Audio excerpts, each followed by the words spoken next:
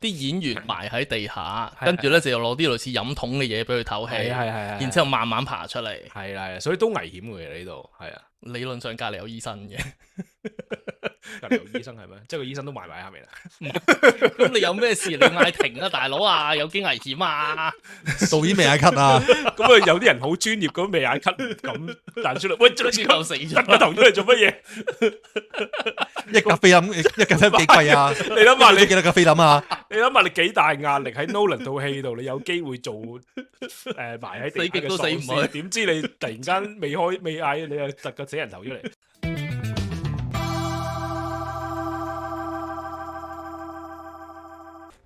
大家好，歡迎收聽讀戲室，我係 Rona。我先啦，我係阿 Jack。係啊，大家好，我係曾維新啊，大家叫我阿新嘅。我有傳朵添，係咁啊！我諗大家都其實都熟悉佢把聲噶啦，要唔要講多兩句介紹你自己咁樣係喺邊度？如果大家喺三藩市灣區嘅話咧，咁啊有打開收音機都會聽到我把聲嘅。咁啊，另外就係喺網上面啦，如果大家有幸咁啱 search 到我啲節目嘅話咧，都會聽到我把聲嘅。好開心啊！今日又同兩位一齊做呢個，仲要係 physical 添喎，physical 一齊做咁啊！希望嗰個火花會再唔同啲咁樣啦。咁啊，今日同大家講下呢套 Odyssey 啊，奧德賽，成日想講奧賽德。咁啊，首先想 address 一個最大嘅爭議啊 controversy 係啦。咁好多人都第一句講就喂 DEI 唔睇 DEI 唔睇。咁我自己睇完之後咧，我係會見到一啲，如果套戲係真係有好多好 woke 嘅信息喺入邊啦，我係真係會反感嘅。咁但係單係見到個 casting 係有某啲膚色嘅人種咧，我係基本上唔會太敏感。但係我知個人嘅敏感程度唔同。咁但係我自己睇完之後咧，我覺得係完全冇呢個問題嘅。咁但係我再講之前咧，我想聽下大家你兩位。我諗我講先啦，係啦。咁我就覺得咧，我當初見到好多人話 DEI 唔睇，咁我其實初冇太俾心機去研究嘅，因為套戲出之前1個月我已經見到有 short 㗎啦。咁跟住我就發現咦，台灣有人講，香港有人講，跟住我發現英國有人講，美國有人講，咁我就開始研究，真係咁大問題啊？定係啲人一路喺度傳口水尾咧？咁我就IMDB 就揾咗個 cast 個 list 出嚟，你望一望個 cast list，喂，全部主要角色都白人嚟喎，你唔好玩嘢啦 DEI，你知唔知咩 DEI 啊？咁咯，係得啦 ，OK，一樣啦，阿 Jack 都我哋都傾過呢件事咧，就係講緊其實 Nolan 佢係要攞獎啊嘛，咁你攞獎係要咁做，係佢要呢件事做得成嘅時候就要咁做噶啦，咁然後佢已經係將一啲唔算重要嘅角色係個 DEI 落去，個非裔落去，我都完全係 feel 到 Nolan 喺套戲裏面咧，佢係冇夾硬好刻畫咁樣話呢個絕對係世界上最靚嘅女人，你唔使同我拗啦，佢係嘅，即係我相信 Nolan 冇呢個意思，就好似你咁講啦，佢一介紹佢話呢個你睇下佢塊面，跟住佢擰塊面落嚟咧係有一半邊係有好多疤痕，咁然後有另一個 shot 係影住佢發咗癲咁樣喺度即係喺度殺人咁樣啦，咁個樣都係唔靚嘅，佢係冇一刻嘗試去拍一個靚嘅鏡頭，佢冇話諗住話俾你聽佢係好靚，咁終歸個信息就係話其實佢都只係一個棋子，即係 at least 佢係喺Nolan 呢個故事入佢係一個棋子，咁我覺得就係咁樣咯。然後你頭先講嘅就係話 Nolan 係特登2個大家覺得好 DEI 嘅角色俾佢哋做極端嘅，仲要係啲啫。但係咧好搞笑咧，我睇之前即係套戲上之前1個禮拜咧，我開始見到有人出一個 post 出嚟，定係 meme 定係 post 就係話Ellen Page 就係唔知8分鐘，然後咧Helen of Troy 就係唔知3分幾鐘出咗呢個 post 出嚟。我心諗係咪 Nolan 叫人喂唔該你 post 出嚟話俾人聽，好少嘅啫佢兩個，咁呢啲係咪 damage control？ 應該係 marketing department。有人即係有人即係 suppose 俾人睇過咁，即係 suppose 俾人睇過嗰陣已經出咗呢2個出嚟。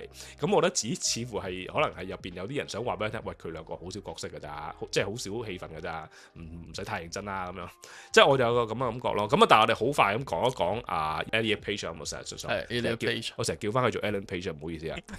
即係佢其實佢嘅角色咧就係相對比Helen of Troy 重要嘅。咁而且佢戲份依然係唔多嘅，但係就首先就係唔係大家之前一路講緊佢係嗰個 Hercules 啦，佢唔係做嗰個超級勇士，唔係做 Brad Pitt。如果係嘅話，我都頭痕嘅。呢個又難搞嘅，係啊。咁我覺得佢最後 Elliot Page 呢個角色咧，即係西農啊嘛，先係啊，係啱佢做嘅，即係類似 One Piece 裏面嗰個 Kobe 嗰個角色咧，即係有個弱弱地，但係又有啲勇氣咁。我呢個我覺得 OK 嘅，好有道理喎。Kobe 個真人版都係變性，都係變性人，而且佢個樣真係似 Kobe 噶嘛，即係非常有道理喎，都係似噶嘛。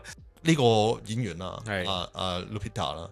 咁其實佢喺訪問裏面咧，都係講咗好多類似 Rachel 講嘅嘢，係白血嘅嘢嚇，就係話我俾多啲，你有冇大家有冇諗過俾多啲氣氛呢個 Helen 咧？咁樣點解要俾啲氣氛你？點解啊？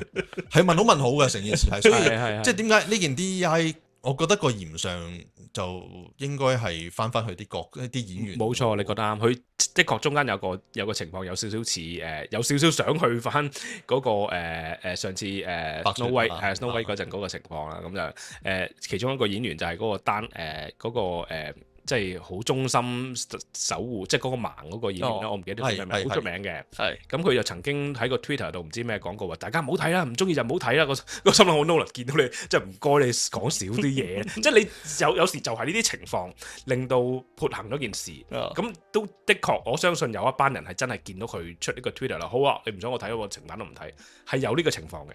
咁所以，但係我哋今日就以氣論氣啦。咁我哋三個就講咗我哋嘅立場啦。我都係覺得DI 喺套戲入邊咧，唔係一個冇影響套戲嘅觀感嘅。咁所以我希望大家如果真係跟開 Nolan 嘅電影迷咧，咁就真係睇埋呢套戲啦。即係因為我覺得呢套戲係即係絕對係Nolan 其中一套最重要嘅電影啊。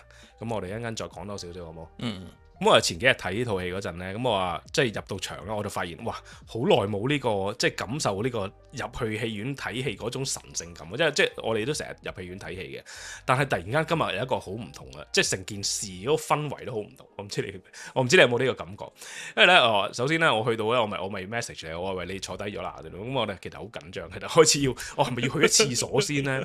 係咪要即係有啲咩買嘢啊買嘢食啊要做好晒先咁樣啦？咁我發現我好耐冇試過睇一套戲之前咧，入男廁咧係有條龍喺度，搞笑添啦直頭。佢仲要係睇完都仲有條龍。唔係我哋去嗰間戲院咧，係咁啱其中一個男廁係整緊。OK，所以剩翻一個男廁。咁我係早過你到嘅，咁我就搞掂晒嗰啲嘢咧。咁我就去個電影院入邊，我做咗10分鐘入去，係準備下心情，收拾下心情先嘅。要祈個肚先。唔係咯，沐浴更衣啊。咁 anyway 啦，咁我哋講解下，我哋咧就有幸啊，響呢個 Bay Area 有幸我哋係可以睇IMAX 70mm 影院嘅。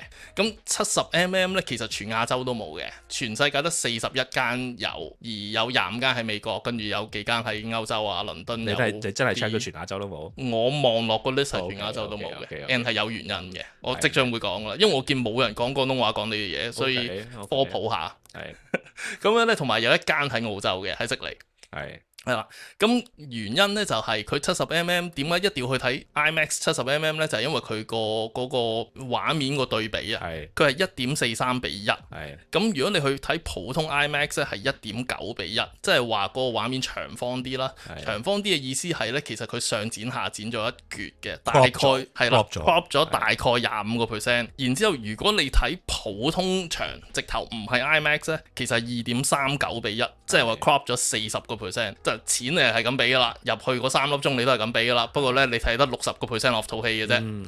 如果你係中國人嘅話，就會睇30%都好賤。因為如果大家唔知咧，啲英文笑話嚟嘅，因為中國人眼細嘅關係咧，上剪下剪。我係絕對唔贊同呢個係一啲都唔好笑話。不過你今日 send 咗俾我睇，我覺得講講。係啦，咁好啦，咁講翻咁嗰70mm個重點係咧，因為佢高啲。點解高啲咧？因為 Nolan 一開始拍嗰套戲嘅時候，已經係打算要見到個咁樣嘅畫面。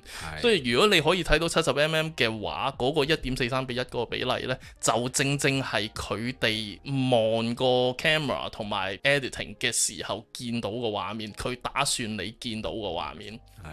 咁但係 obviously 啦，你唔會美國都會有人專登揸幾粒鐘車去睇嘅，但係你如果喺香港，你唔會飛去倫敦度睇套戲噶嘛，即係除非你咁啱喺倫敦啫。咁如果你咁啱喺倫敦嘅話咧，你就真係要去睇下啦。或者咁啱喺美國，你就真係要去睇下啦。呢個 IMAX 70mm 咧，唔係話每一個導演埋位都拍到。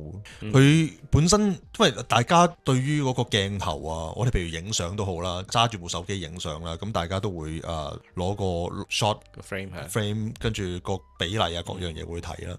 咁而 IMAX 呢個比例唔係平時拍開嗰啲嚟㗎嘛，係咪？仲有就係你唔好以為佢個鏡頭闊咁你就可以影多啲嘢，唔係㗎嘛，因為你嘅眼永遠都係睇中心嘅嘢，而側邊嘅嘢係一個輔助嚟嘅。咁所以 Nolan 其實都係研究過點樣去做呢啲鏡頭，而佢嘅剪接呢，亦都唔係大家都知道 Nolan 最出名就係唔中意用 CGI 啦。咁所以佢用翻原本菲林去拍嘢嘅話呢，咁係最適合佢玩嘅嘢咯，係最啱佢玩嘅嘢咯。冇錯。關於呢個套戲嘅觀感嗰度啦，我哋一陣影評部分都會再翻嚟講多少少。但係我有個好得意嘅少少 experience 就係，因為我嗰日咪同你一齊睇嘅。咁因為我嗰日問阿新話，阿新話套戲冇 trailer 噶嘛，咁我一坐低就點解有飛船嘅？你遲咗入場嘅咩？咩？我唔係，我同你一齊入場。咁我坐低嗰陣，咦？有啲飛船喺個沙漠度降落嚟喎！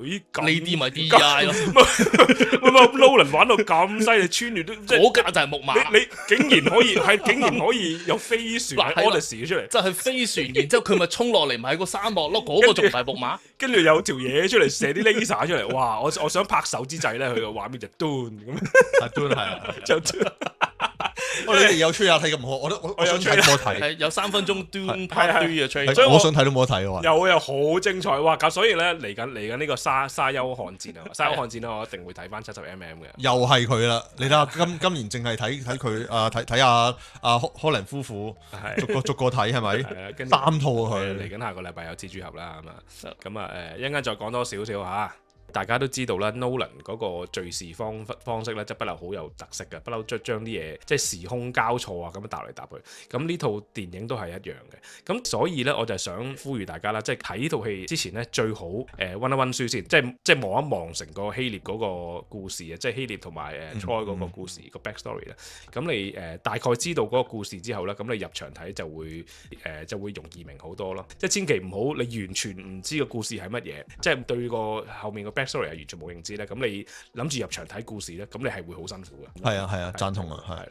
因為始終我第一次睇呢個故事咧，係睇緊1997年嗰一套 mini series 嘅。OK，當年嘅時候咧，我係未睇過原著，亦都對希臘神話冇認知。希臘神嗰啲完全唔知咩嚟嘅，我淨係見到個女人突然之間會出現喺主角嘅，即係當時嘅主角奧德修斯隔離，突然間唔見咗。做乜鬼嘢咧？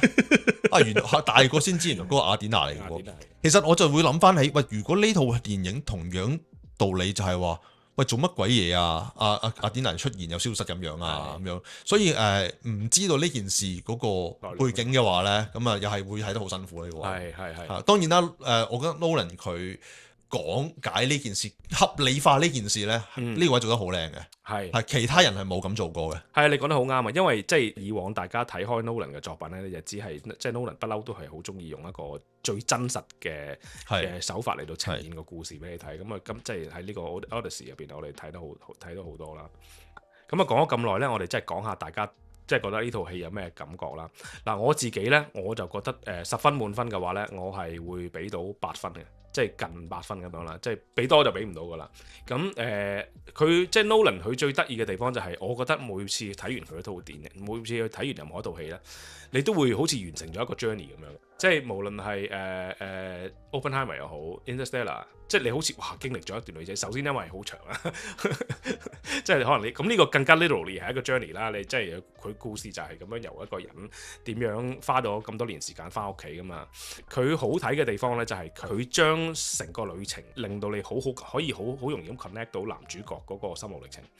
無論佢係即係喺個島度同嗰個女神得咗好多年，然後佢講翻之前嘅嘢，然後佢再點樣去排除萬難翻到屋企，再講翻去患上咗可能有啲 PTSD 啊，即係一啲係我哋好容易現代人好容易 relate 到嘅一啲心態，咁佢係呈現得好好咯。佢係好刻意地咧要用啲而家嘅嘢去講翻以前個故事。冇錯，即係咧有啲人投訴點會講 mom and dad 㗎？嗰年代邊有呢啲字啊？佢爭咗未掹個電話出嚟嘅啫。咁就有好多嘢咧，其實係我喺佢個 setting 上面咧，真係唔滿意嘅。唔滿意嘅。首先個盔甲上面啦，盔甲係公元前500年左右盔甲嚟嘅，嗰個係Leonidas the First 喺即係戰狼300啦嗰個年代嘅盔甲嚟嘅，而奧德修斯係應該係公元前大概係1200年左右啦，當時未必有咁完整嘅盔甲添啦，咁所以呢個其實係嗰個對我嘅觀感覺得，咦個時空穿越咗，但係我覺得呢個都係一個小 minor 嘢啦嚇，即係佢係一個俾我嘅感覺好似唔係嗰個時代嘅嘢咁。你講開呢個盔甲呢樣嘢咧，即係呢個係其中一個好多人去即係詬病啦，即係話點解個盔甲咁現代嘅？點解個頭盔有執馬毛喺度啊？即係當然啦，我唔係歷史學家，唔係太清楚真實嗰個。但係我想講嘅就係佢嗰啲對話啦，佢個 dialogue 係比我想象中地好多啊。即係當然啦，我又唔係 expect 話佢下下要講文言文咁樣啦。咁但係佢首先100% 嘅 American accent， 即係但係好處就係好容易聽咯。好容易明咯，即係唔會話 you shall 走嗰啲會壓到。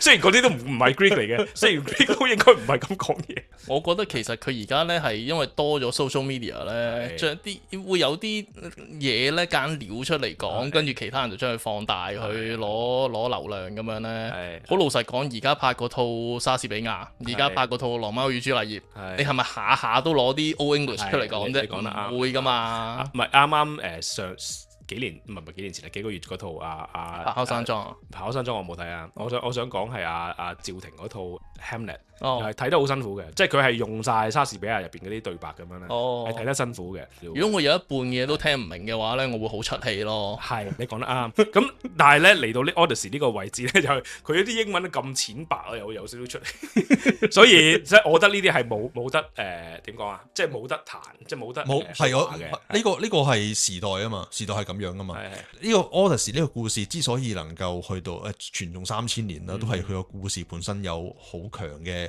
寓意啊，俾人去聽啊咁樣。咁成個故事其實你覺得佢講緊唔係講 Nolan 講緊咩嘢？係 Odyssey 睇完之後，你覺得 Odyssey 講緊啲乜嘢咧？佢將個重點 twist 咗落去嗰個 Zeus 嘅 Zeus Law 嚇 Zeus Law 度，因為以前嘅希臘咧，就啲希臘神咧。就係會去到凡間嗰度用人嘅狀態同人哋認知啊嘛，但係你唔知邊個係神邊個係人噶嘛，咁所以咧佢哋就有個規矩咧，就係話你要任何人入到你間屋咧，你都要款待佢，要俾嘢佢食，要俾禮物佢添咁樣嘅嚇，同埋要送佢走，要有一個好嘅 passage，即係你當莊之香送佢走啦嚇，你要送點都要有一個好嘅 service 俾佢嘅，咁呢個就係俾嗰班 Penelope 嘅追求者濫用啦，咁呢個係而家 Nolan 將呢件事去放大嚟講，但係佢冇咗原本個故事吸引嘅地方。呢個故事之所以傳頌咗咁耐，唔係因為個 Zeus Law， 係因為主角奧德修斯，奧德修斯先至係主角，而佢先至係呢度係最吸引人嘅一個人嚟嘅。有冇感覺到其實呢度係後面呢個故事係講奧德修斯真係好聰明咧？佢將佢聰明嘅位置刪除晒，我覺得佢又係咁話佢好聰明咯。但係口講，但係佢刪除晒。例如話巨人洞啦，呢個獨眼巨人啦，佢當時其實或者阿 Jack 都聽過故事應該知道啦，佢點樣去插埋佢隻眼？點解佢會諗到？佢有啲部分嘅嘢咧就攞翻出嚟用嘅，就係譬如話佢係喂，如果我哋殺咗佢，我哋冇人開門，咁點搞啊？咁我哋就插埋佢隻眼。咁但係其實佢哋奧德修斯咧都驚佢同人講嘅，就話我叫 nobody 啊，我叫 nobody 咁樣講啦。咁之後另一樣嘢咧就係佢臨走之前啦，同翻嗰個巨人講話：你記住啊，我叫奧德修斯，係奧德修斯 of Ithia 插盲你隻眼㗎。咁佢係要串翻佢㗎嘛。即係呢個係奧德修斯嗰個腐敗嘅性格嚟嘅。而佢喺回去嘅過程之中學習咗唔好咁串。翻到去之前，佢修煉咗自己，點樣去做翻一個老人家去行翻入去裏面，陷入去呢個宮殿裏面去對待佢嗰啲咁樣嘅追求者啦，佢老婆追求者啦，佢冇咗嗰個奧德修斯嘅成長啊，佢成個成長就已經喺Troy 嗰度吸收晒。佢講佢喺 Troy 嗰度已經係覺得人生已經經歷晒百態啊，喺 Troy 出翻嚟嘅時候，佢已經係一個得勝嘅人啊，咁咪咁講啊。Suppose 嗰個故事係講緊佢喺 Troy 出翻嚟之後，我打勝仗，我好鬼勁，我成到我周圍去搶掠啦咁樣。但其實你見到佢冇咗嗰種幹勁，出嚟嘅時候已經冇咗嗰部分嘅嘢。呢個係我覺得係我明你講乜嘢，我就個人覺得咧 Nolan 呢個處理咧係好 Nolan 嘅，即係佢將奧德修斯成個人變咗佢個 character，成個故事變咗佢個 story。即係我覺得大家要接受呢樣嘢先。Nolan 咧基本上係重寫晒個故事㗎啦，佢只係將嗰個 legend 入邊發生嗰嘅事件擺翻入去，但係咧入邊嘅人設咧其實係洗晒牌嘅，即係我覺得係咁樣咯。係冇錯，呢個係嘅。咁只不過係即係當我喺呢一個角度有 expectation 嘅時候，呢個位我會失望咯。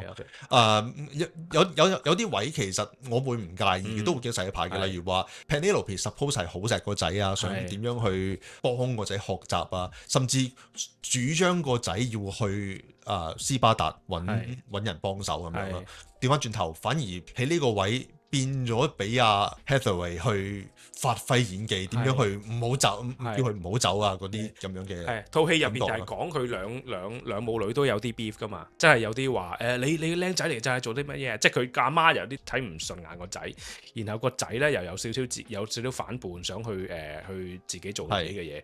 咁即係呢啲 family dynamic 就係Nolan 自己加落去啦，都係嗰啲，即係 Nolan 自己加落去。咁我覺得咧，我自己個人覺得咧，就係好似頭先咁樣講，Nolan 係將所有嘢都現代化咗嘅。無論阿奧德修斯嗰個人設，佢好明顯係想俾我哋感受多啲。然後Tom Holland 想去變成大人，然後即係 Tom Holland 想做一啲違背自己屋企嘅意願嘅嘢，然後Anne Hathaway。全部都係一啲想去將呢啲嘢係現代化咗嘅一啲人設嘅故事嘅 setting 咁樣咯。我覺得就個啦，起碼就係我自己覺得佢即係呢個改動啊，係俾我嚟講，我覺得比較容易感受到奧德修斯嗰個心路歷程多少少。咁我諗兩派啦，就係如果你諗住佢想緊翻要講翻忠於原著嗰個精髓啊，咁可能就會有啲落差啦咁樣咯。我其實我唔係話一定要佢完全忠於原著，譬如話佢點樣處理 Cersei 嗰 part 咧，始終希臘嗰陣時嗰個文化係非常之叫做係，譬如話男性係可以隨便搞其他女人噶嘛，咁佢冇咗呢一 part 啦，而Calypso suppose 係一個 nymphs 嚟噶嘛，nymphs 咩叫 nymphs 啊？Nymphomania 係當時嘅文字 Nymphomania 係一個性慾勁強嘅一個症狀嚟嘅。咁 Nymphs 就係講緊呢一啲女性係好中意搞嘢嘅。咁但係你望到呢個 Calypso 完全係好似冇呢樣嘢咁喎。而個故事裡面係 Calypso 去 imprison Odysseus 噶嘛。而家唔係喎，係 Odysseus 佢因為未有翻記憶喺度喺裏面，跟住食住啲蓮花啦。其實嗰個蓮花係喺另一個島度發生，不過好多人都omit 咗個島嘅，就唔好即係佢將蓮花呢件事食蓮花呢件事擺喺其他嘅地方，咁放咗嗰個位。其實我覺得呢個係我係覺得係Nolan 做得好靚嘅呢個，因為佢正就係佢點樣可以回憶翻件事，就亦都可以解釋到8年時間點解喺嗰個位要8年時間啊？而呢個處理方法呢，其他人係冇咁做過，亦都係我諗亦都唔會夠膽咁做啦。你要將你真係要完全將成個故事8年嘅時間嗰度發生點搞啊？呢個 Nolan 做到啦，佢就係將時間玩得淋漓盡致，就做到呢一 part 啦。我係欣賞 Nolan 處理事情成件事，只不過我覺得當你 Odyssey 你拍呢個咁傳奇嘅 epic 史詩式嘅一個故事嘅時候，佢有啲嘅寓意，我覺得係要留啊。係某啲嘅寓意就好似呢個Odysseus。佢唔單止係聰明，佢唔單止係成長，佢仲有一樣嘢係令到人哋非常之敬重嘅，就係佢無論見到幾多嘅呢啲咁樣嘅鹹濕女人，最後都要諗住翻屋企。我唔甚至 Calypso 佢係話你可以唔使走噶，你唔使走，你可以會死噶，你可以永生，可以俾你永生。係啊，你可以變做神噶，你唔需要變做，你可以 immortalize 噶。佢唔得，我一定要翻屋企。Cersei 又係 Cersei 嘅時候，佢又係可以喺嗰度好長嘅時間啦。啦，雖然對佢好好啦，咁跟住又係要離開佢啦。佢不斷去，無論見到遇到幾多呢啲嘅問題，佢都堅持要翻去。幾多嘅苦難幾辛苦，佢都要一定要翻到 Athia， 翻到佢嘅家鄉，翻到揾佢。佢係好強調係老婆咁樣去翻去揾老婆嘅。另一樣嘢就係你頭先講到啦，就係都引申到我另一個諗法，就係之前我同阿 Jack 都講過我覺得 Nolan 喺處理呢個故事嘅時候咧，佢大大減低咗神嘅存在，即係佢基本上你睇唔到，佢將所有波塞冬任何嘅嘢即係變成天災。雅典娜根本就係佢最後根本就話俾你聽，其實佢係 PTSD 精神病，係自己幻想出嚟。佢好明顯就話俾你聽。咁佢亦都譬如嗰個將個女巫啦，即係本身可能係神，亦都係女巫。咁佢就索性話俾你聽，佢係一個女巫。即係大家都認知係一個女巫。即係總之，我個重點就係佢好明顯係將啲神 downplay 咗，甚至乎話俾你聽，其實可能唔存在嘅。佢有講過點解嘅？佢最近同 Jon Stewart 嗰個 interview，佢話因為佢想將啲嘢咧變到可以信啲啊，即係嗰件事唔可以太抽離，唔好太抽象。佢話既然啲觀眾想同我哋一齊行呢條路，我哋就要俾個方法佢相信呢條路係真係行得到嘅，真係會有呢條路去俾佢行嘅。冇錯，所以佢就抽走晒所有神啦。咁好似頭先阿新講嗰啲冇人督你隻眼啊，同埋嗰啲阿 Calypso 點樣運佢放佢嗰啲咧，其實嗰啲全部都係同神有關係。冇人督佢隻眼，跟住阿單眼大嗌冇人督我，所以佢 brother 冇嚟幫佢啊嘛，因為冇人督我嘛。咁跟住先至激漏咗阿海神，咁然之後海神先要搞佢啊嘛。咁冇海神又冇咗 brother， 咁咪冇人督我眼咯。咁冇佢嗰句講出嚟都冇人聽咯。咁所以咧就嗰句就收咗。make sense。所以佢連封神都冇埋啦，變咗。係啦，所以封神都冇埋。所以其實連代封都冇咗。佢好明顯係冇講啲神嘅。就算你中間即係拍到輕輕含含個船，哇喺度浮沉沉就係想反咁。其實你都只不過係大風浪啫咩？完全感受唔到呢個係阿波塞冬嘅憤怒或者嘅懲罰咁樣。係啦，跟住反而咧就係因為佢冇咗神咧，有啲位其實係唔接㗎。但係咁不過睇戲就睇戲咁解，即係例如Calypso 理論上係宙斯同佢講話，你好放佢啦，我哋嗰班神咧仲等緊睇佢翻屋企啊，呢套愛回家嚟㗎。係啦，如果你唔放佢嘅話，我哋冇戲睇啊。咁所以先逼佢放人，所以佢先慢慢俾佢走。但係呢度冇，好似係喂，你走未啊？好攰啦我，你已經喺度7年8年啦，你夠未啊？我厭啦，我要揾第二個男人啊。咁啊都係嗰句，即係 circle back 翻去其實係阿 Nolan 係想用一個完全最真實，大家都睇到你置身其中，大家感受到嗰個故事咁樣咯。即係呢個就即係見仁見智啦。即係當然係佢係令到成件事嗰個神話味係真係淡咗好多嘅。呢個係真嘅。咁講開阿 Nolan 想用一個真實嘅即係手法咁樣去拍呢個咁神話嘅故事咧。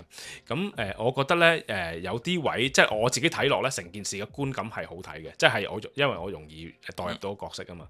咁但係有啲位都因為 Nolan 佢嘅拍攝手法咧，而我覺得係可以話係一個雙刃劍。就係我哋頭先講咧，一開始就係 Nolan今次全程用一個 IMAX camera 拍出嚟噶嘛。即係如果大家有睇過啲behind the scene 咧，你見到嗰個即係成個雪櫃，成個好似 microwave 係啊，好大部咁樣坐嚟坐去，跟住仲要係喐親都要幾個人咁樣喐嚟喐去。嗰部嘢300幾磅，and 只可以影3分鐘嘅 footage。係啊，每3分鐘就要換帶嘅。係啦，好誇張。佢話嗰啲長先咧，佢要同演員講嗱，呢套長先嚟㗎，3分鐘我就會叫停你，你 keep 住個 moment，keep 住嗰個眼神，keep 住嗰啲嘢。跟住俾我哋換帶先，換完帶之後呢，我會再叫你去噶啦。係。唔知你有冇？你哋有冇即係我喺片場拍戲嗰陣時呢，都係同一個鏡頭。譬如話我同你對話啦，咁我 over the shoulder 影你 over the shoulder 影過嚟我度。咁其實成件事係要拍2次啦，NG 1次就要再拍多2次。咁你諗下，成件事3個鐘頭嘅片係要拍幾多個3分鐘嘅對？我同你對話3分鐘，已經2條帶咯，NG 咗之後整多2條出嚟咯，已經係幾誇張嘅事。所以點解我覺得真係呢個時候唔好講其他嘅呢啲咁樣嘅揾原因唔睇呢套嘢啦。如果你唔睇佢，你呢啲嘢係冇人會做噶，冇人會做啊！你真係一套咁樣嘅成本咁高，冇人會揾嚟玩噶。你講得好啱啊！因為我係即係首先睇咗佢嗰個behind the scene，見到啲人拍得幾辛苦之後，咁你當你入場睇特別係70mm 嗰陣咧，你係真係 feel 到你坐喺隻船入邊嘅，即係佢係浮下浮。呢個係 Nolan 嘅佢嘅好 immerse， 非常之 immerse， 即係啲水射埋嚟。即係我睇嗰場係唔係 4DX 啦，即係呢個效果係做得好好嘅。但係我就係想講話唔係所有場景我都覺得 benefit 到咯，有啲位我覺得係唔知係咪因為部機太大，所以令到佢拍得出嚟有啲真係有一種笨重感喺度，係有少少嘅。最後佢哋打嗰陣呢，我覺得好冧。講真嗱，成套戲我冇乜嘢好多彈嘅啫，但係呢個位我真係想講一講。佢首先我覺得偏長啦，打咗好耐都未打完。咁同埋啲人喐嚟喐去嗰陣咧，佢個鏡頭係你 feel 到佢跟唔到啲速度感啊。因為你習慣睇葉問啊、洪金寶嗰啲咧，佢係會同個 cameraman 講嗱，你由呢度喐到去嗰度，我就會就翻你，我就會打俾你睇㗎啦嗰啲啊嘛。咁可能 cameraman 都唔識喐，係可能佢喐唔到啊！喂，大佬，300幾磅你喐俾我睇。咁我係 feel 到有啲笨重感嘅，即係你唔好話我係馬後炮定點樣咯，就覺得係呢個睇得唔爽啦。咁另外就係某啲角度咧，你都睇得出係佢應該係可能係舉唔起架機定係咩？即係有啲位影啲對話嘅場口，或者喺隻船嗰度咧，點解我就諗點解唔舉高少少？點解可能即係你講300磅就係我明。咁有啲位係咁樣咯，有一個位好得意嘅就係喺隻船咧，佢呢個位唔知係咪剪個問題，隻船咧喺度拋下拋得好犀利，啲浪咧左右咁揈埋嚟，跟住佢突然間 cut 咗一個遠 shot 咧，咦唔係好大浪嗰度，點解咁唔協調？我係得我一個見到啊，但我真係覺得好奇怪咁啊，因為佢冇 CGI 啲浪入去。係啊，就係呢個問題，有呢個問題，但係真係好有啲得意咯。咁但係好似頭先阿生話齋啦，佢呢種即係匠人精神咧，你係成套戲都睇到嘅。特別係即係我哋講緊呢家係 AI， 我要 gen 條片出嚟，有隻船喺個海度橫風橫浪，我同你都做到，係啦，即係一個畫面佢都冇做到。咁你呢啲位係不得不佩服嘅。另外就講一講佢係極少 CGI 嘅，即係佢唔係冇 CGI， 好多人都話佢係唔用 CGI 冇可能啦，梗係佢係唔會用 CGI 嚟講故事，佢個 CGI 係輔助嘅，係啊，佢係用好 minimum 嘅 CGI， 係啦，佢有幾個位係值得好，即係佢有幾個位咧係因為佢好堅持用 practical 嘅方法嚟拍咧，我覺得真係拍手嘅。第一就係佢個巨人啦，即係佢個山洞巨人，佢會當巨人係啊，嗰個巨人啦，佢又會用個木偶，真係標咗個60米嘅木偶出嚟，然後又再 mix with 一個人扮咧，因為佢有一半係人扮噶嘛。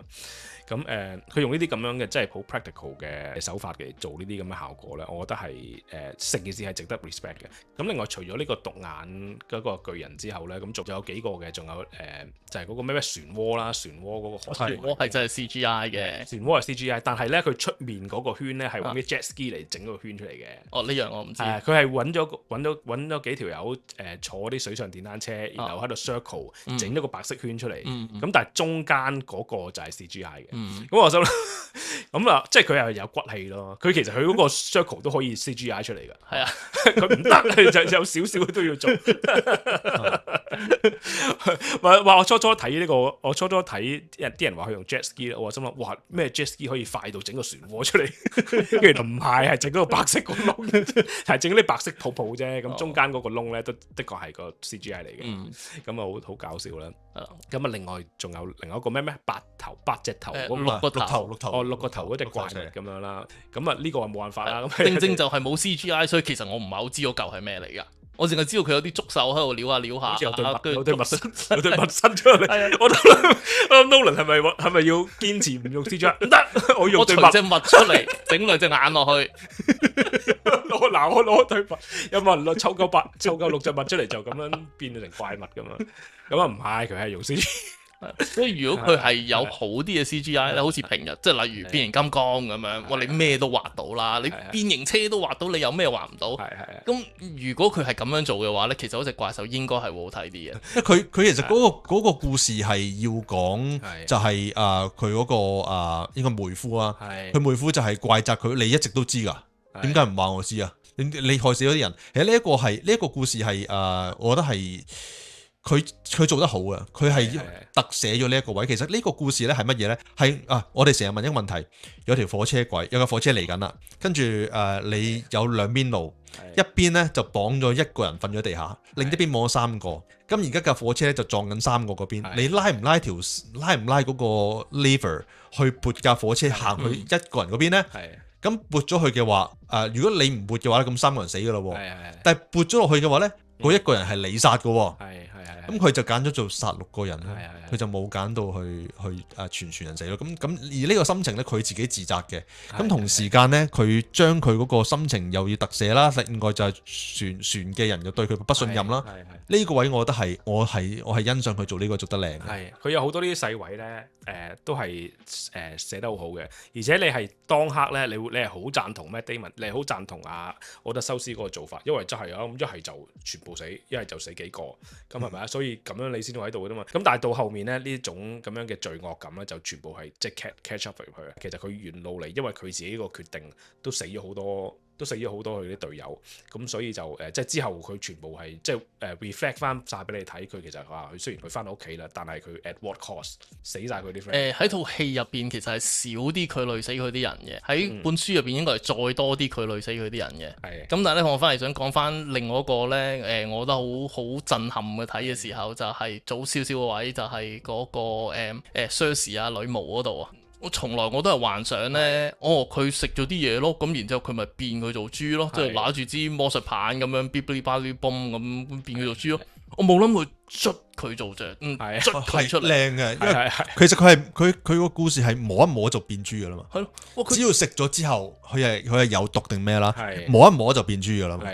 但係其實佢係好聰明，我覺得，因為你首先如果你今時今日你睇到阿 Nolan 嘅戲，佢摸變咗隻豬，你會即係你有啲煙咁樣，你都會覺得話唔係玩 Nolan， 有啲煙，或者即係你都會覺得搞唔掂啦。佢點樣都要俾啲衝擊嘢你睇，但係佢衝擊得嚟又唔用 CG 喎。係咯，即係我唔知佢就用個女巫嘅身號遮遮掩掩咯，遮遮掩掩蒙查，跟住又即係當然又加好多化妝，係啦，即係化妝喐下喐去，佢真係個口慢慢突出嚟嘅喎，係啦，即係我覺得呢度佢係真係拍手掌，即係睇得好唔舒服啊！真係佢手伸落去，佢仲要係佢又唔可以有一個太神嘅感覺啊嘛，太過神化感覺啊嘛，要係你感受到有可能嘅，即係說服你呢件事其實有可能嘅咁樣係。你兩邊掙扎緊嘅位置，佢揀咗個咁樣做法咯。特別咧係因為我就唔係好熟個神話，我係唔記得咗有人變豬呢幕嘅，即係我係知道，但係唔記得咗，所以我一開始喺度諗緊，咦做咩嘢？佢喺度狂摸啲人啊！即係當然啦，我見到啲人喺度狂喺度將啲嘢食懟入個口度，我知咩事。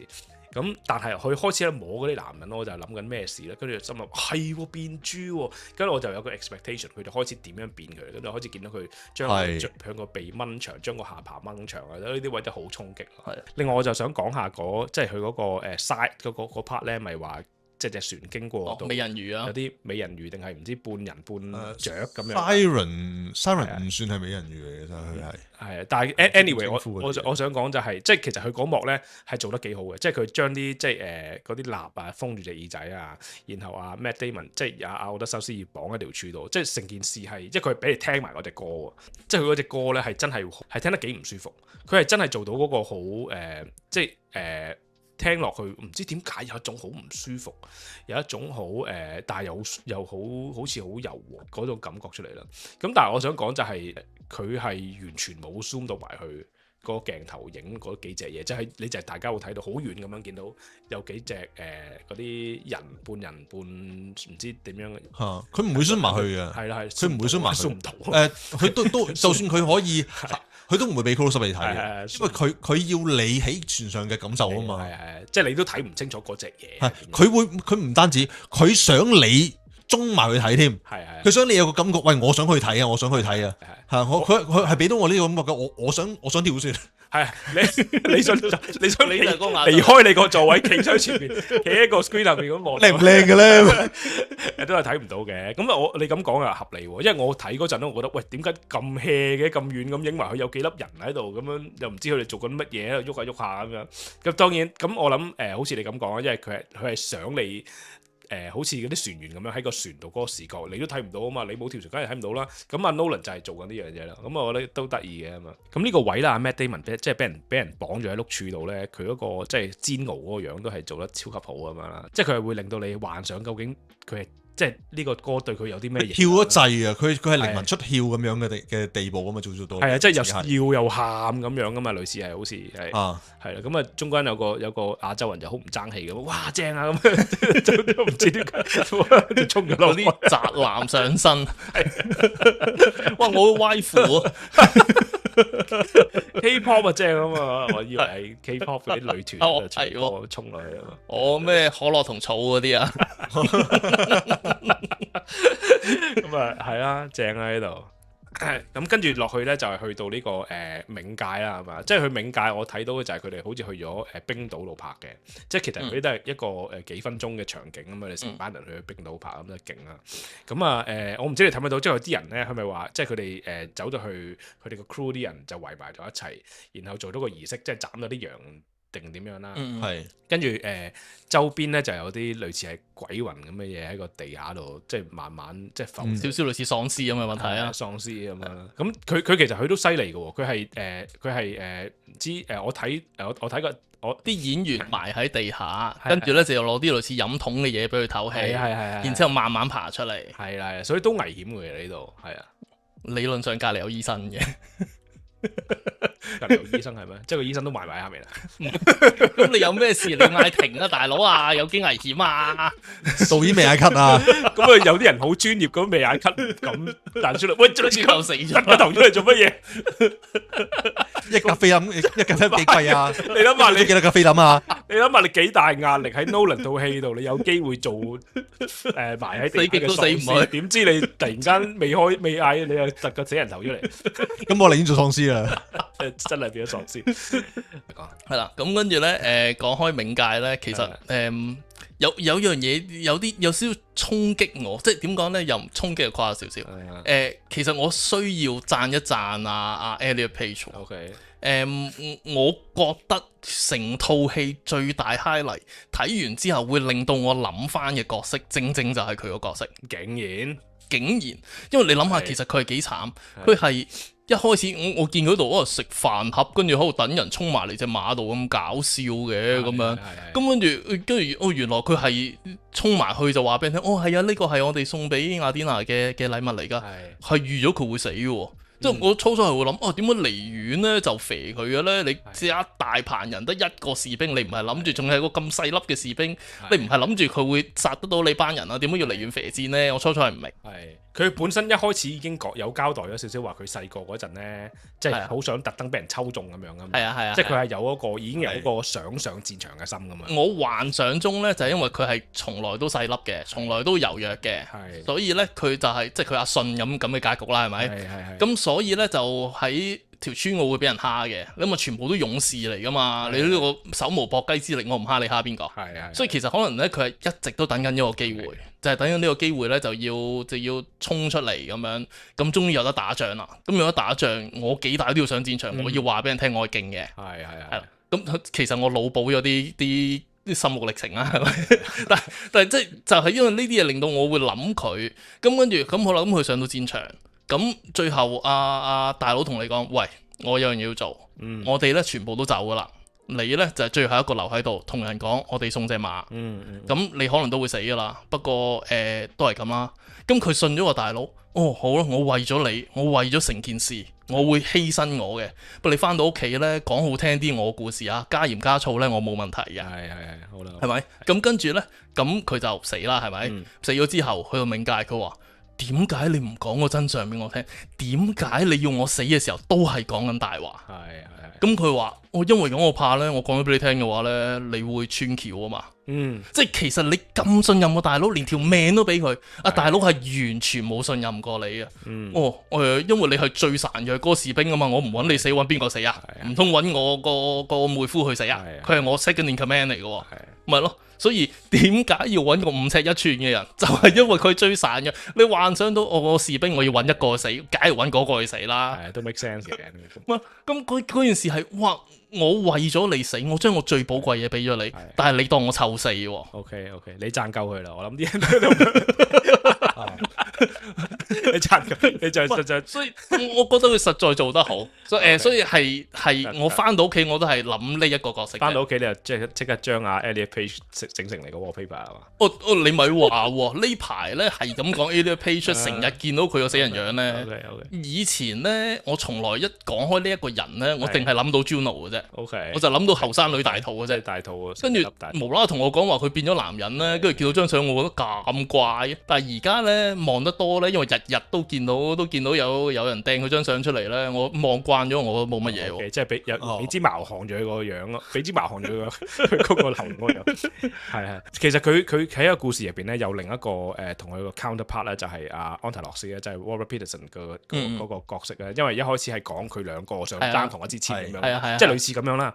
咁一個就成功上咗戰場，就做咗英雄；一個就淪落成為一個仆街冚家產，即係一個唔知點形容啦，照顧住我得蘇個仔，係啊，跟住個頭又柒咁樣啦，跟住就即係呢個係有少少令我諗起 Dark Knight 嗰陣，即係你佢嗰句點講話？You either die as a hero or live long enough to be 呢個就係 villain。呢個係將佢嗰句對白完全係做嚟。我喺度照顧你個仔，咪照顧埋你老婆啫嘛。係咯，係。咪咯，我又諗起你老婆啦。咁係啊，係呢個冥界呢度就又幾得意咁樣咯。佢都係一個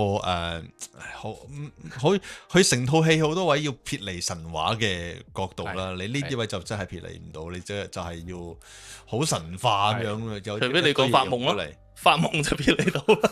係好難搞啊！佢嗱，跟住但佢成個儀式就做足晒啦。點樣割羊喉啊？跟住嗰啲啲鬼啊，好想嚟飲血啊！飲完血先講到嘢啊！嗰啲都好跟原著嘅，好細節嘅真係。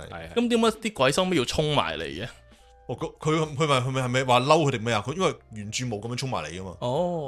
佢原著衝埋嚟，應該係咪話嗰班係佢害死佢？係冇撞佢定點啊？係咪啊？係咪呢個原因啊？係有話佢成班人有話你哋冇撞我哋咁樣成咁樣。喂，打仗啊，撞咩啊？所以佢之後咪話要翻去撞我哋咁樣咯，類似。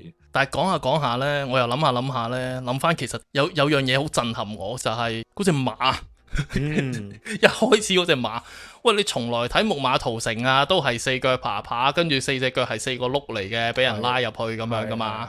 但係呢個唔係噶嘛，呢隻係嗰隻馬係有啲跳躍翻騰，嗰啲兩隻腳響風雲再起，係啊，風雲再起，爭在上面冇騎。喂，你咪話嗰個 size 真係騎到東方不敗。唔係民主高達，但係 anyway 翻嗰隻馬嗰個型咁即係嗰一刻我已經覺得好顛覆啦，去到嗰刻，咁跟住我就睇翻佢個 interview，咁阿 Nolan 咧就話其實20年前咧呢個畫面已經喺佢個腦入邊噶啦。因為其實當初咧係有諗過揾佢去拍 Troy 嘅，佢係 Troy 個導演嚟嘅。Brad Pitt 係 Brad Pitt 嗰套，咁原來嗰套嘢個 writer 係 David Benioff 嚟嘅，即係Game of Thrones 其中一個 writer 嚟嘅。咁好啦，咁佢就埋去啦，咁佢就幻想咗啲嘢啦，諗住做啦，咁跟住咧就有另外一個大名啲咁多嘅導演咧就埋咗嚟，咁嗰陣時佢仲細啊嘛，咁跟住咧就俾人搶咗份工啦。咁正就因為俾人搶咗份工咧，理論上個 studio 想彌補翻佢咧，先至叫佢去拍 Batman Begins 嘅，Batman Begins 嘅，咁所以其實佢冇份工，但係有第二份工咧，算啦咁。interesting。係啊，咁係因為呢個原因嘅，咁所以我一見到嗰隻馬已經覺得，哇係喎咁勁嘅，跟住又因為從來都係幻想四腳爬啊，跟住咧我細個已經覺得，喂得嗰20條友點屠城啊，咁跟住係喎，其實係收尾係有班人匿咗喺出邊，係啦，好似喺個島出邊。城牆永遠係由內部擊破啊嘛，呢個係啦。不過我就 amaze 佢就係即係嗰班人咧，咪住喺個沙灘度，唔知住咗9年咁樣。係跟住我心諗，其實嗰班人咧本身係諗住嚟打仗噶嘛，點知突然間要整隻馬，整得咁鬼死靚啊！其實佢係專登鑿爛啲船啊，攞個船個底嚟做馬身啊。係我知，即係整到咁靚嗰啲係有啲，其實可以轉行啊，唔使打仗。即係咁，本身個村嗰度咧，可能佢係工匠嚟嘅，咁但係咧咁全民皆兵啊嘛。佢加即係而家烏克蘭都可能係咁㗎。突然間幫佢完，即係琴日幫人整 iPhone，今日幫人整鐘啊嘛。佢做得好細節嘅，咁即係佢，我諗《木馬屠城記》呢一幕咧，佢都係要有心話俾大家知，我都做到㗎。我就做得更好添嘛。佢話當初炒我啦。佢首先佢唔係就咁有隻馬擺喺度啦，佢要做埋，佢可以唔寫㗎。有人浸死咗喎，即係 tie up tie down 嚟到浸死咗，佢可以唔寫呢啲嘢喎。佢就寫喎，跟住佢再整到隻馬咁誇張之後，佢要合理化佢，揾一大班人咁樣拉法喎。嚇呢個佢係將成件事係再合理化之後，你有冇留意到拉嗰陣時隻馬條尾係揾啲布包住咗㗎？哦，係咩？我又冇留意喎呢個。即係防刮花，你明唔明啊？好似搬屋嗰啲人包住你屋企，驚整爛啊！咁啊係，因為佢哋諗住係獻俾神祭神咁樣。係啊，咁跟住，因為佢嗰條尾咧，其實嗰條尾係其實係一個 stand 嚟噶嘛，撐隻馬舉起噶嘛，佢要包住嗰個位喎。跟住去到插嗰幕又係啦，插損咗流血，撳住個口，後邊我覺得就抹翻血，哇！咁細節嘅嘢都俾你諗埋喺度啊！因為佢其實有一幕係原著就係講緊嗰個Troy 嗰個預言家啦，就話呢隻馬係會害死我哋噶，呢隻馬咩噶？咁冇人聽佢講嘢啦。咁你唔信，我試俾你睇啊！一劍插落去冇血，咁樣先至肯放人啫嘛。咁但係佢就係要將呢一幕做出嚟，就係喺裡面抹咗啲血。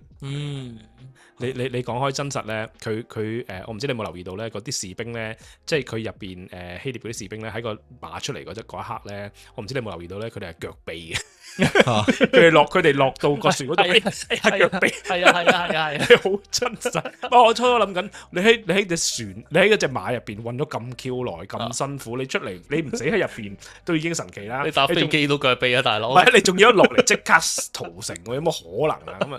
咁佢都叫做話俾你聽，係啦。腳臂啊，所以嗰啲細節位係睇到嘅，咁啊好睇啦！我覺得成套戲其中一個 highlight 就係即係佢哋喺個馬度出翻嚟，然後就開城牆咁樣啦，咁啊所有嘢係正，一開城牆啊阿加曼龍咁樣，佢就咁企喺度，乜都唔使，就咁企喺度，咁啊就慢慢行嚟，咁就成件事就係咁樣咯。但係咧，我唔知你知唔知道咧，其實阿加曼龍嗰個導演咧係叫唔係阿加曼龍嗰個演員咧係阿 Benny Safdie。Benny Safdie 咧係演員，即係演員啦，即係佢都之前都做過好多Nolan 嘅戲嘅，咁但係佢係一個極其貌不揚嘅演員嚟嘅，而且佢仲係導演啦。咁上年有套戲，如果你記得嘅話，叫做Marty Supreme 啦，Marty Supreme 就係阿 George Safdie，George Safdie 咧就係阿 Benny Safdie 個阿哥嚟嘅，即係佢兩兄弟嚟嘅，Safdie 兄弟係兩個導演兄弟嚟嘅。咁佢之前就拍過 Uncut Gems 啊，咁然後之後佢兩兄弟就分道揚鑣，咁Benny Safdie 咧就拍咗 Smashing Machine，即係佢導演，係即係佢係導演嚟嘅。咁佢喺呢套戲就做呢個阿加曼龍，好搞笑，因為佢個樣係完全完全係一個真係好搞笑，唔係真係笑出聲嗰隻㗎，係佢真係去到地獄做咩啊？大佬你死咗㗎？點死㗎？點解死咗？你都喺度嘅，點解？我企喺度，淨係企喺度啫喎，都死咗。點死？係咪幾好笑啊？明明我睇住你有翻屋企嘅喎，我哋一齊出船嘅喎，點解你會喺度？嗰個係笑嘅嗰位係，首先係加落去啦，真係啦，係加嚟係真係好笑嗰位真係。係咁OK 嘅呢度，你係冇諗，你係諗緊佢一個咁有呢個威嚇性嗰個盔甲咧，入邊可能係即係阿 Dwayne Johnson 咁嘅樣啦，但係原來唔係。佢結局就咁樣死法，就係咁樣騎嚟死咗。咁一路落去咧就講到話奧德修斯終於成功翻到屋企啦。咁雖然我覺得呢 part 有少少 rush 嘅，就係無啦，即係佢對上一秒咪就係喺個女神個島嗰度咁樣喺度傾偈，飄下就翻落去咯。佢終於醒起啦！哎呀，見到佢嗰支叫乜鬼啊？參啊，即係個 hairpin 定成個 Oscar 嗰個獎咁。嗰個係咪想預言啲咩？嗰個我覺得係Nolan 用嚟做一啲類似係 Inception 嗰個轉嗰個，嗰個寓意，嗰啲寓意，即係一啲嘢令你記住自己係邊一度嚟嘅嚇。佢係用呢個，由老婆交俾佢啦，一個阿典娜嘅 charm 啦，跟住佢揸住手，每次見到嘅時就記翻起啲嘢咁樣。OK，我覺得佢寓意就係 Oscar，成支 Oscar 咁樣。咁 anyway 啦，咁啊，終於成功翻到屋企啦，即係我覺得係有啲 rush 嘅，即係咪話講到好辛苦，跟住去到個女神個島度，終於醒起啦，原來我要翻屋企嘅，跟住之後咧就整咗隻木筏，兩隻木筏，就咁綁咗自己喺上邊，咁啊又上到去，跟住開始搞咁耐，咁大隻船都翻唔到去，咁啊求其攞兩塊木咁樣瞓上去就翻到去，終於中間唔會餓死，唔會口渴，係乜都冇，佢仲要瞓上去嗰陣咧，啲水已經浸落去塊面，你點翻去啊大佬？咁 anyway 佢轉頭翻到翻去啦，咁啊好勁啊！可能原來個船其實個船真係被詛咒，唔係可能係個島，其實根本就喺隔離。去到最後就喺個隔離，就最後卡到八年都翻唔到去，只不過係你一路諗唔起你要翻屋企。咁啊好笑啦，咁啊終於翻到屋企啦，咁啊我覺得呢度開始好睇啊，即係成套戲嗰個節奏咧開始快，即係明快咗，唔會再喺度拋嚟拋去啊，咁啊唔會再喺度又 flashback 又成咁啊，咁啊我覺得其中一個冇好睇咧就係佢翻到去咧就摸一摸自己等咗佢，即係苦等咗佢好多年嗰隻狗咁樣啦，隻狗咪好慘咁樣咪擺咗喺個門口度咁樣啦，即係等佢翻嚟啊，咁奧德修斯就摸一摸佢，咁啊隻狗就死咗啦，即係終於佢等到，咁哇呢一幕係好正啊！忠犬八公咁咯，係啊，咁呢一幕咧Tom Holland 嗱，我覺得佢成套戲咧係一般嘅做得，係好一般嘅，佢仲有少少 Peter Parker 嘅影子，但係呢一刻佢好成熟，即係佢將嗰一秒嗰個好似個人大個咗，我唔知你 feel 唔 feel 到，我嗰刻係 touch 到我嘅，佢只係望住奧德修斯摸摸隻狗，佢已經知道，咦我老豆嚟喎，因為佢之前話嗰隻狗係人都吠啊嘛。係啊，連Holland 自己行埋去都吠噶嘛。係，咁啊係啊，呢個好睇啦，即係佢叫呢個係呢個係我呢套係其中一個最中意嘅一 part。好難寫噶，呢個之前嘅作品我都冇睇過嘅，係原著當然有啦，但係原著唔係摸佢噶，因為奧德修斯原著係講緊阿典娜將佢變咗個 beggar 噶嘛，佢係比較乞兒噶嘛。變咗乞兒，佢唔敢埋去掂隻狗嘅，佢離遠望住隻狗，隻狗望一望主人，望到啦，跟住死咗。OK，跟住就斷氣啦，跟住就斷氣啦。係因為佢一隻狗20歲20年嚇，佢係已經係瀕死噶啦。佢由細個養起都好啦，但佢唔止20歲噶嘛，佢係養大咗噶嘛，咁先走噶嘛。20幾歲嘅狗係根本上就係佢唔死就係為咗等主人翻嚟咗。佢終於見到啦，就死咗啦。佢個故事係咁樣嘅。佢有一下 flashback 影翻起奧德修斯喺佢 puppy 嗰陣抱起佢咧，即係話即係佢嗰下，哇屌就好乸催淚。佢嗰下佢話俾你知呢隻係嗰隻狗咯，但係如果即係有喺原著嘅，我哋又會跟住佢最後會佢擺明係拖住隻狗條命，佢亦都 keep 住佢 on screen，keep 住見到隻狗。我就知道最後佢會影呢幕噶啦，咁啊，哇呢幕咁啊係做得好好嘅呢個係。然後 Tom Holland 望住佢少少，即係佢嗰種眼濕晒，但係佢有個微笑一笑，即係大家已經係唔需要講嘢啦。我知你老豆，即係你可能你依刻唔認，但我已經知道噶啦，即係佢嗰個戲就喺晒入邊睇到晒啦。佢唔係淨係講你呢刻唔認啊，我哋有嘢要做啊。係佢講嘅嘢係話 I'm just a burger，and you are the Son of the Great Odysseus 咁樣講啊嘛，佢係講佢知道我而家唔可以同你相認住，我哋仲有嘢要做。咁啊呢一刻就大家即係有個默契喺度啊嘛，咁啊超好睇啦。另一個我最中意嘅位置啊，即係你成套戲除咗狗呢 part 之外，另一個就跟住發生嘅事啦。就係入到裏面之後，俾呢個奧德修斯俾嗰啲追求者掟完蝦完之後啦，跟住Penelope 招呼佢呢一刻。我又諗下，喂，會點搞咧？就係嗰個僕人埋嚟洗隻腳，摸到嗰個疤痕，個僕人識穿咗佢就係奧德修斯，佢一腳踢埋去，然之後擰一擰頭。而呢一個係我亦都見佢唔係淨係呢一 part，佢亦都係首尾呼應，因為佢喺最之前講到佢點樣整傷一隻腳先，而呢一 part 好少人會做嘅呢個，咁係去到洗佢嗰刻，你係主人。我認得呢個疤痕啊，佢係好感動嘅個刻，咁但係佢將呢一 part 一腳踢埋去，做咗呢一個感受出嚟咯嚇。即係呢一下已經知道，即係已經知道啊！即係一個眼神就已經知道啊！依家唔係時候住咁樣。咁跟住個鏡頭畫面就非常之靚啦，畫面去做呢個半透明嘅角度啊，光裏面透出嚟啊，佢哋兩個嘅對話呢個對話好長啦，我記得好長嘅對話啦。又係做得好好啊！係啊，奧德修斯成套戲最想講，即係將佢咁多年嚟嘅心路歷程講晒出嚟咁樣啦。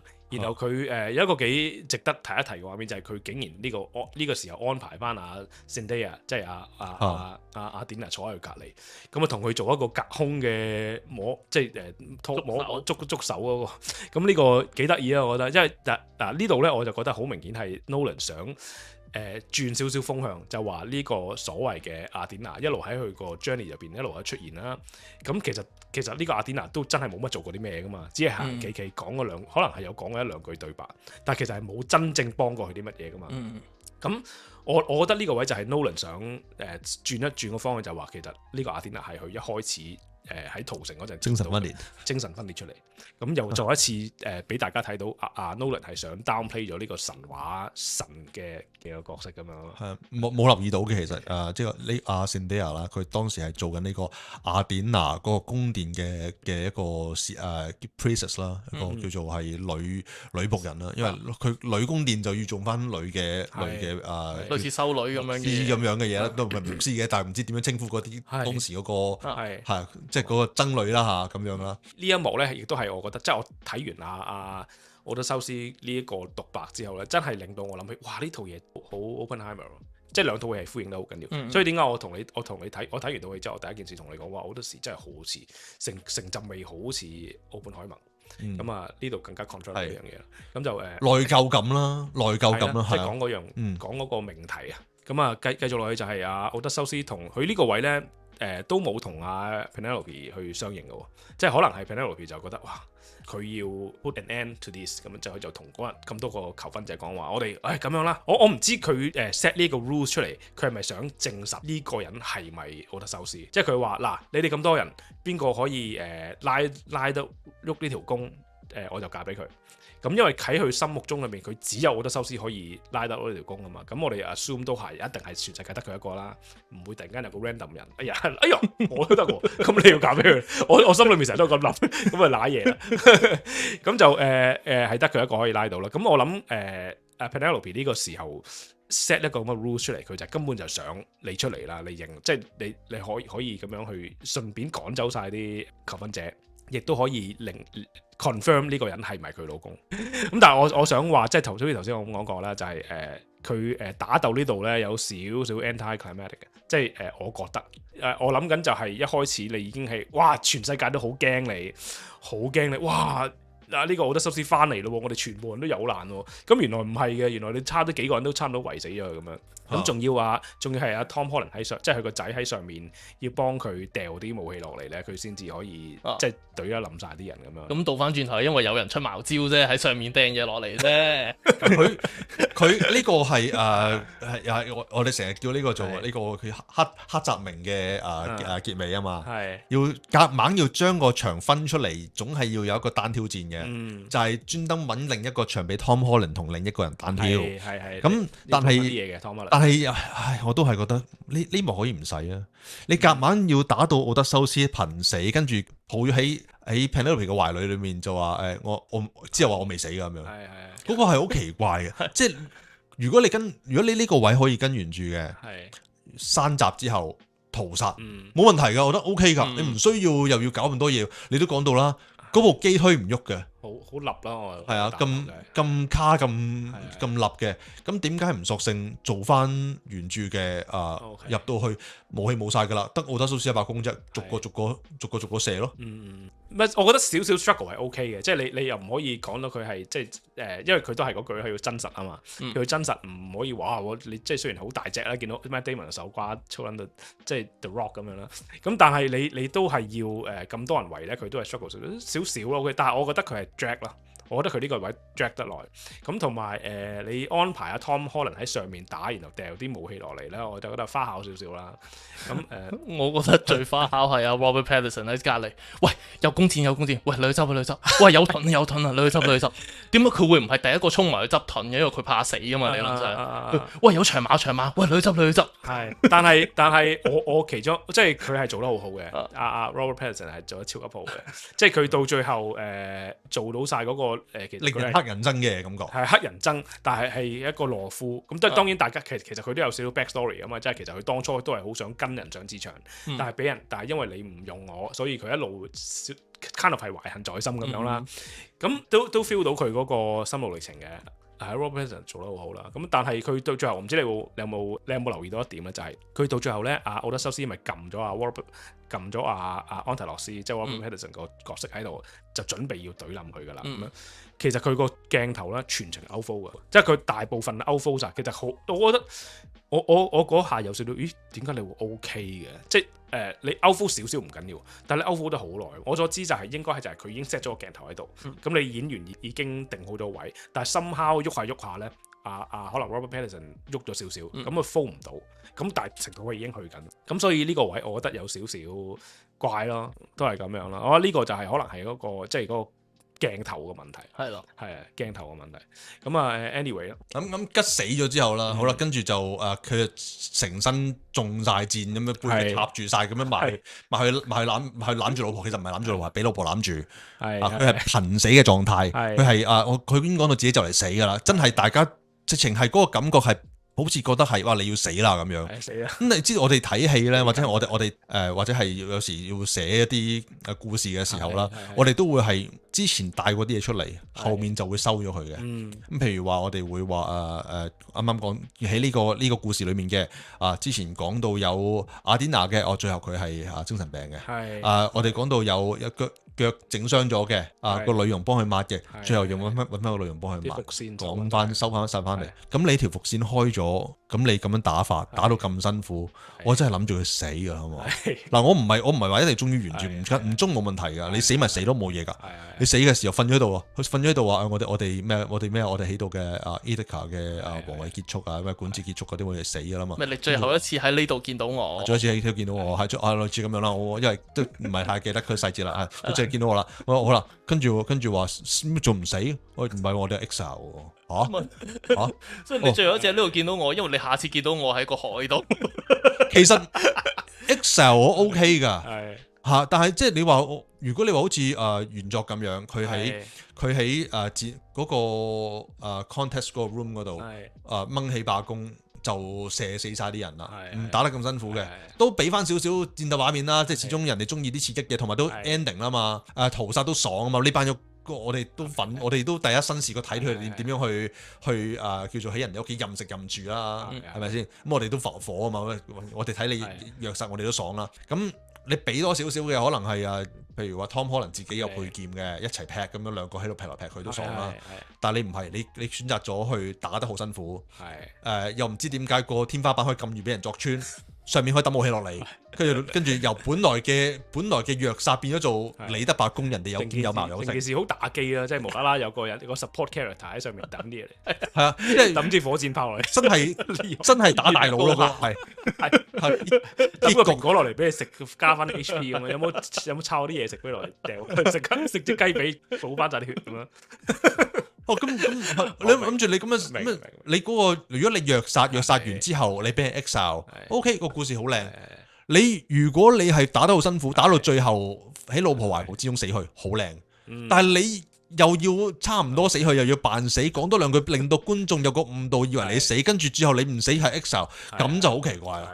OK 啦，我覺得都 OK 嘅，佢即係有啲好笑咯，即係成身箭咁樣格啦格啦咁樣諗住攣低攣喺個老婆度，原來未死嘅，最後咁啊。因為插滿箭還插滿箭，死還死係兩回事嚟嘅。佢揸在未抽空流血啊！好啦，我最後咧就幫套戲講一個，即係我講翻一個簡短嘅 review 啦。唔好意思，頭先講得太雀躍啊，到一路都唔記得咗我講即係講套戲嗰個 review。咁我自己個人嚟講咧，好似頭先咁講啦，我覺得係我會俾到8分啊，即係10分滿分我會俾8分咁樣啦。因為唔想用5分啊，5分都4分係太細，咁啊即係8分。關咩事啊？咩鬼樣？ 4分感覺上好似好低分咁樣，好似僅合格咁樣。8分又唔係。8分都可以好低分嘅，如果10000分係滿分嘅話。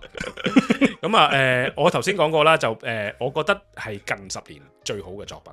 Nolan 嚟講，近10年最好嘅作品，即係近10年其實都係講真。好過天能，好過天能，一定好過天能，好過奧本海默。好過奧本海默，即係兩套嘢。點解我覺得呢套嘢會俾我俾嗰兩套高分咧？就係天能，首先3個字講完，睇唔明。即係嗱Nolan 啲戲咧，再難再複雜，或者佢嗰個再跳脫都好咧，全部都睇得明嘅。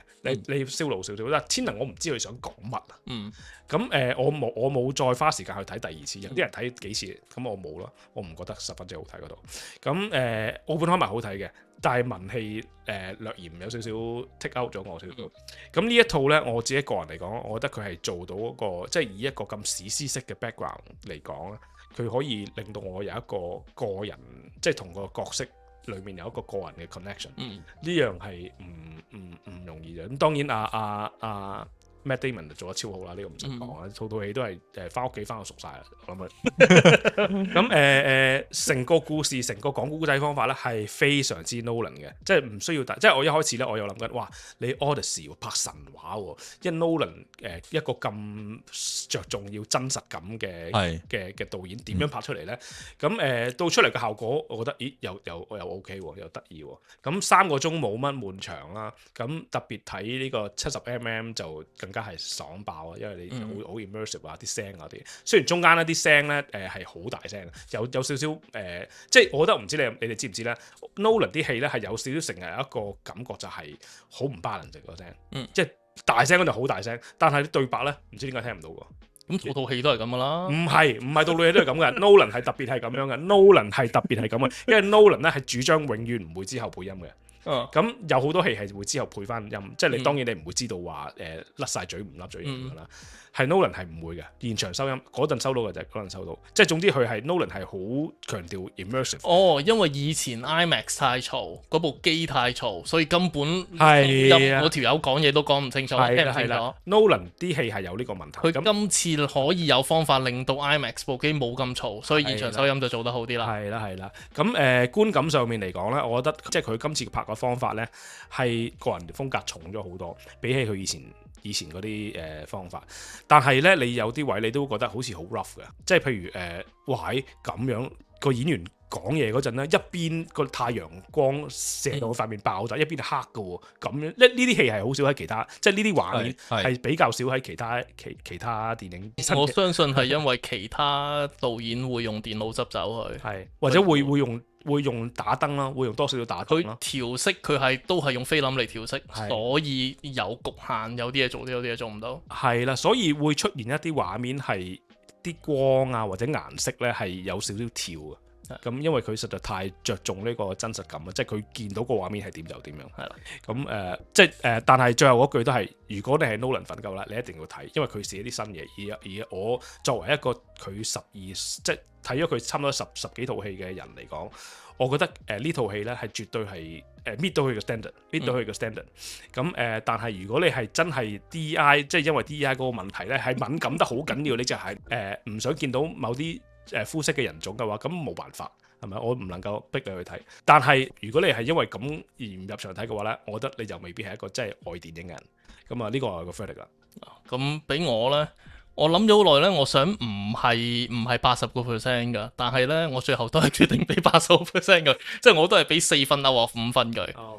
我係覺得係好睇嘅，我覺得係絕對係應該要去睇嘅。如果你有呢個機會，呢個三生有幸可以睇到70mm 嘅，可以坐到個場中間嘅，你係冇理由唔去嘅。係啦。咁但係倒翻轉頭，如果你係攞嚟講話，咁係咪我覺得最好睇嘅 Nolan 呢？我相信頭3都唔入嘅。但係頭3唔入唔代表呢套唔係一套好戲啊嘛。我自己係中意奧本海默多啲嘅。咁而至於你頭先講話天能睇唔明，我相信就係因為佢天能啲時間發嚟發去，佢自己都麻麻地 handle 到，佢跟住啲人睇唔明，所以奧本海默先要唔同嘅 time period 用唔同嘅顏色。咁你就可以分到我話埋俾你聽幾時打幾時。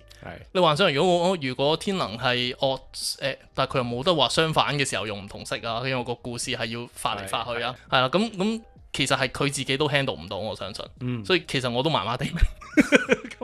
咁但係 anyway 咁翻返去我講呢度，所以我都係俾4分嘅。作為一個觀眾嚟講，我都係好睇嘅，我都係應該要去睇嘅。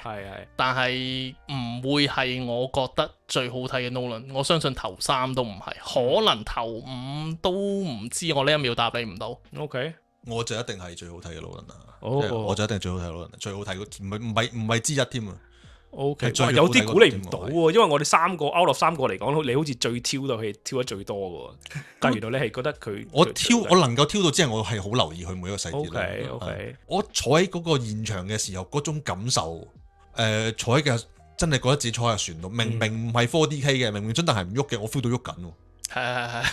我都想講啊！我張凳震到黐線，因為個 base 啊，係啊，base 一來啦，但係你嘅船係好似海盜船咁，你 feel 到搖緊喎，因為個鏡個畫面好，個畫面嗰個70mm 真係俾到你眼尾都望埋嗰啲位置啦，好近。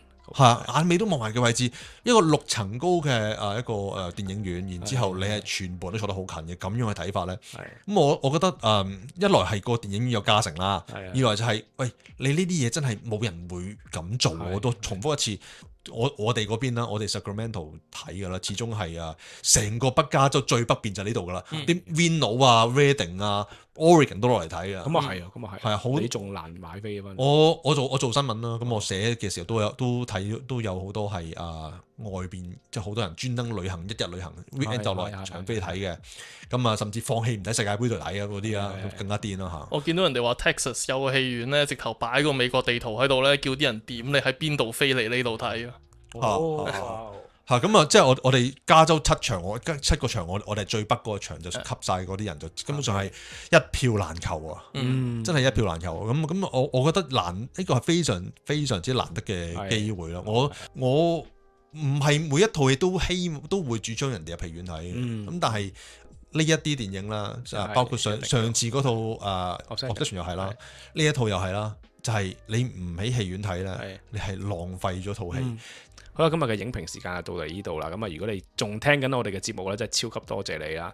咁啊，更加呼籲大家記得 subscribe、like 同埋 share 同埋 comment 啊。好，人嚟將你乞衣講出。Get this back out of here。Bye。完。